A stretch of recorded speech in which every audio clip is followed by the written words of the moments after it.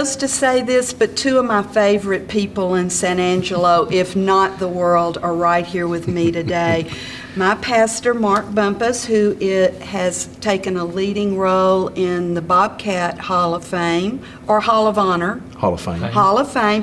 And Dan Baker, who was extremely instrumental in persuading me how much I would love being the superintendent of San Angelo, even flew to Livingston to persuade me what a great place this was. And you were completely correct. But Dan Baker served on our school board, and I love him and his family. And he has been instrumental in organizing now for the second time, both of you, the Lakeview Hall of Fame.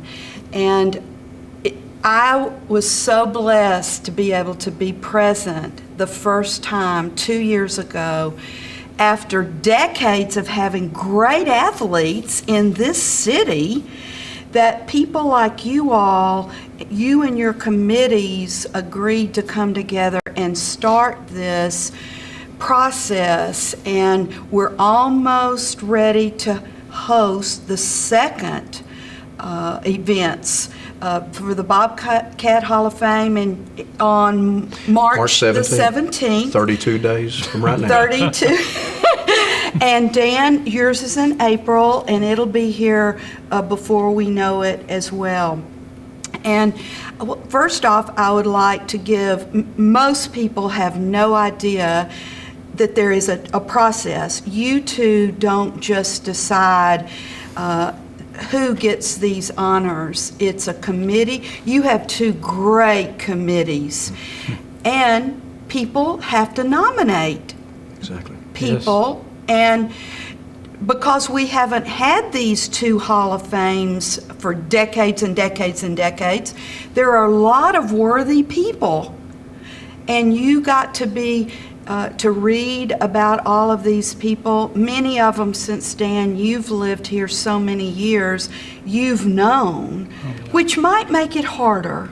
Oh, it does. Do you think? Oh, yeah, it does make it some Then harder. Mark and I have lived in this city both around the same amount of time. But, all right, let's start just a little bit. Talk about the application, because you all have almost an identical process. Yes. You work closely together. Right. That's a beautiful thing. It's fun. So talk about how these folks get nominated. Well, I might start. We are dependent on nominations from the community, people who are knowledgeable of deserving athletes to be inducted.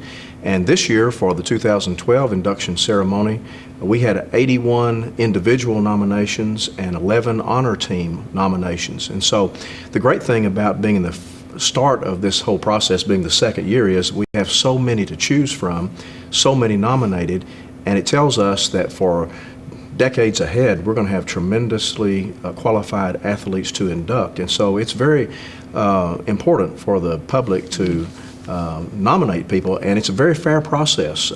We do not politicize it within the committee. Every committee person has one vote, and for the whole process, we do not talk to each other.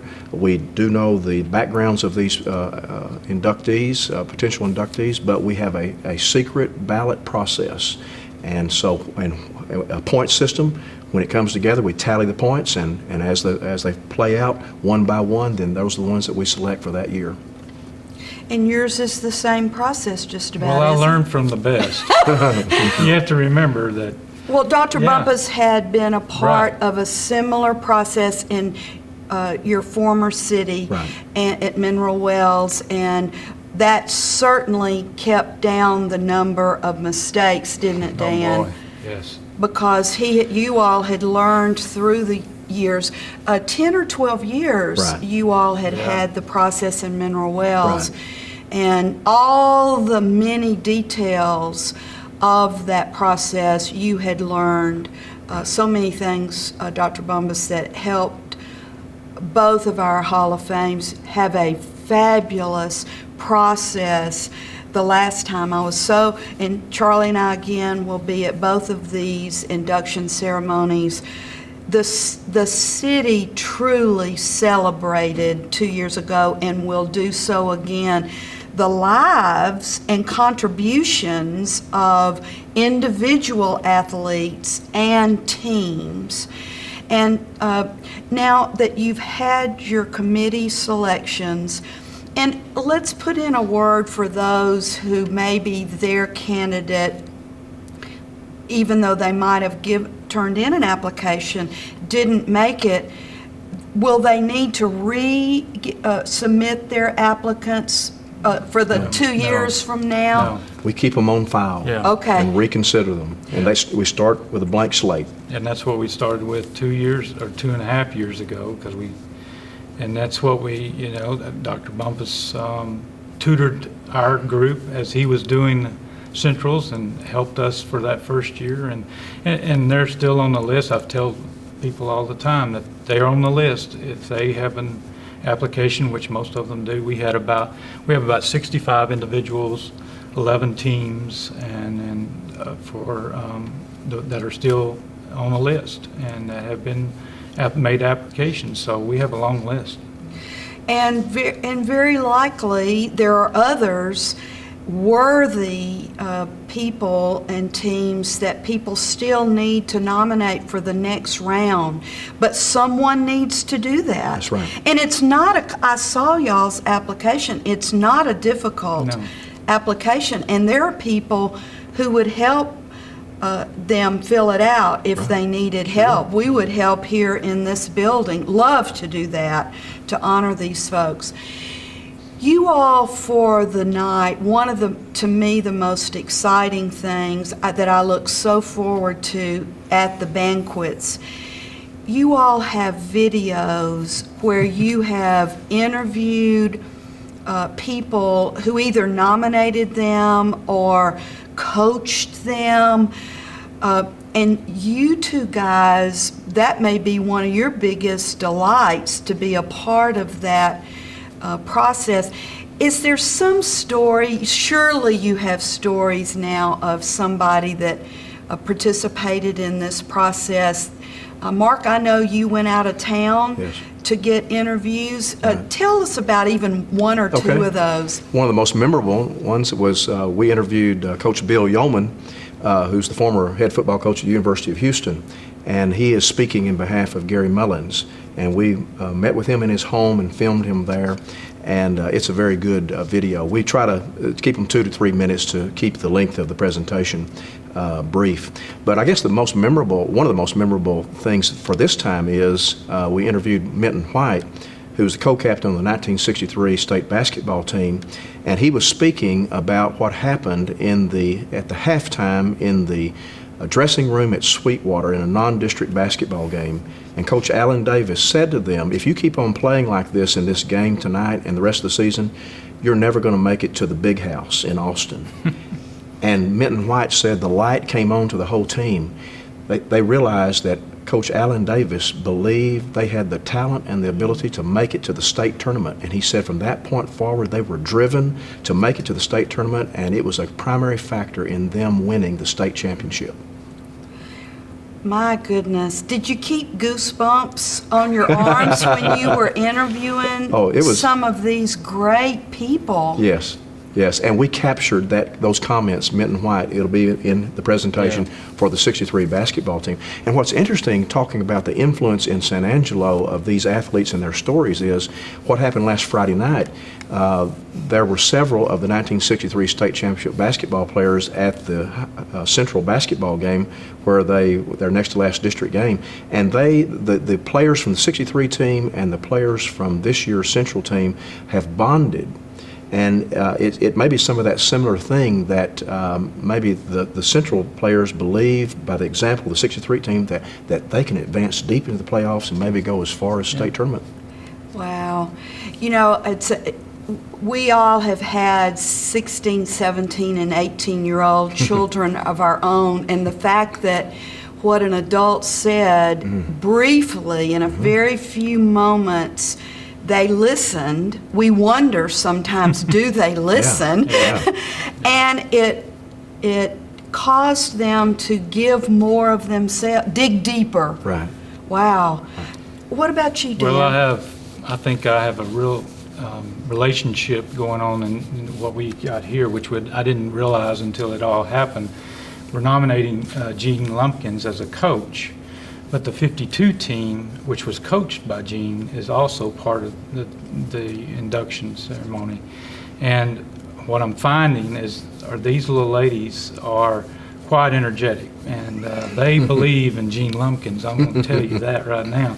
And funny, they have some funny stories about him and that team, and it's just hilarious. And I've captured 2 of them, and one for the team and one for Gene himself. But they are a live crew, and they will be in full force at the banquet. But, you know, the things that has been common about, it's funny, as you interview them, you start hearing a common theme about Gene Lumpkins, Coach Gene Lumpkins, and the team and the teammates and what he instilled in every one of them. He must have been a fine man, because they all say the same thing, is that he was great. He taught them sportsmanship. And the saying that they always say is that you play like boys and you be ladies off the court. And that was one of his big thing. You play like boys and you be like ladies off the court. And so they said that was true. And he would pull them aside if they weren't being ladies after the court action. So it's kind of a dynamic little thing. And they're all calling each other because they all know one another. And so we'll have 13 years of players there for Coach Lumpkins. That he impacted to such an extent. Oh my goodness. Yeah. Some of your inductees are no longer living, they've deceased. And how many are on the Bobcat? Just one. Okay. Smokey Brothers. Okay. But he has some family here in town. Excellent. Yes. And certainly, Dan, we have all lost one of your group that was a teacher here in San Angelo at Central Freshman, Charlotte Donnell, that we loved dearly. Her sister is still one of our great teachers, and it was my great pleasure to meet her wonderful parents. It's easy to see how she turned out, and Robin turned out so wonderfully with parents like that. So you will be honoring her. And are any others of yours?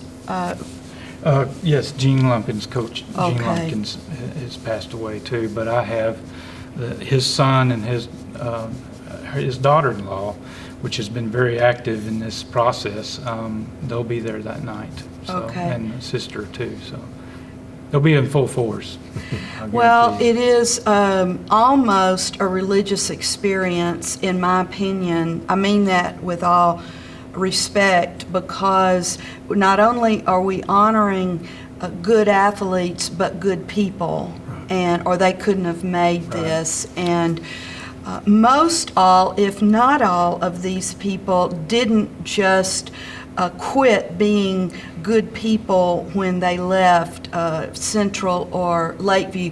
They've continued, and you all will tell a little bit of their stories. And you know, I heard both of you say after it was over the last time, was it too long, or ask. No one got up and moved around and left. Everyone hung on to the words of the lives of these people, from the videos to the personal testimonies. Seeing them emotionally accept these awards so humbly, and I can hardly wait. There's still some tickets that people can purchase here in our administration building. All the tickets are $25 a piece, and which is one of the best deals in town. It's a good meal and one of the finest experiences of that I have witnessed and just sat out and enjoyed. But where else can people buy tickets besides here in our athletic department of this building? Well, I have two places. at the administration building and at Lakeview High School. Okay. So that community can go to Lakeview High School at the administration office and purchase their tickets. My phone number is everywhere. They can call me or catch one of the committee members, and we'll sell a ticket. I've sold several just myself, just calling me. So they can do that, and that's the 3 places. Primarily, ours is here through the administration office. Some can be purchased at the convention center, but probably the best place is here. Yeah. Okay. And I might say, I know last time our induction ceremony was 3 hours because we had 9 individuals and 3 teams. This time we will cut it down to 2 hours, and so it won't be as long because we have fewer inductees. And so I know athletic people stuck with us, but still, from our perspective, we believed it was a little long, and so this year we're cutting it down. It'll still be good. I know. I do want to put out for Lakeview, because that's one of the things that we debated as a committee about moving the venue. But we heard so many positives about at Lakeview, because a lot of the exes were really haven't been to Lakeview since they graduated or left town or wherever they went. And they really enjoyed coming to the high school and coming to the new facility and just loved it. And I've had several just write me letters and comment that please don't move it. We had a great time. So with that said, there's limited seating, and we sold out. I mean, we had every seat full, and so that's 500, and so that's how many tickets are printed. And I've been telling everyone and all the inductees that I've send them letters that for your family, purchase early so that you'll have them. And so we want to make sure that you get your tickets early. Well, I have my tickets to both of them. Charlie and I will be there, and nobody knows but your spouses the amount of hours you all have spent and your committee members. But we are all blessed because of what you have done, and I hope and pray that our town will come. I believe it'll be both sold out again, and so thank you, men, so much, and I can hardly wait to get there and be there. It's one of the best 2 nights of the year. Mine is on April the 14th. I never said a date. Okay. So it is April the 14th. They're about a month apart. Okay. Which is, I think, a good Yeah. thing, because We can go to each other's. Yeah, Lakeview's. And we did, didn't we? It was fun. Yeah, it was a lot of fun.